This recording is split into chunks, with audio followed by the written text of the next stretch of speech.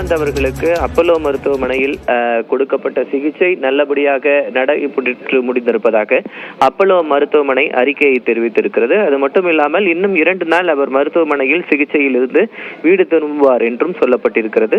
குறிப்பாக அவருக்கு இந்த காலையிலிருந்து நியூஸ் 18 தமிழ்நாடு அவருக்கு ஏற்பட்டிருக்கக்கூடிய சிகிச்சைகள், அவருக்கு கொடுக்கக்கூடிய சிகிச்சைகள் தொடர்பாக செய்திகளை நாம் வெளியிட்டிருந்தோம்.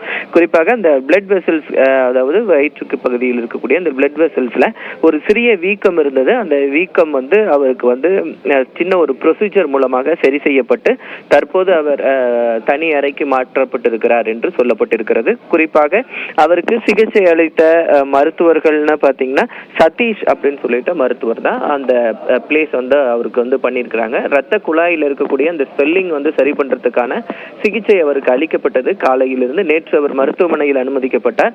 இன்று காலை அந்த அரோட்டாவில் ஏற்பட்டிருக்கக்கூடிய அந்த வீக்கத்துக்கு இந்த டாக்டர் அந்த ஸ்டெண்ட் பிளேஸ் பண்ணாங்க. அதன் மூலமா தற்போது அவருடைய உடல்நிலை சீராக இருக்கிறது.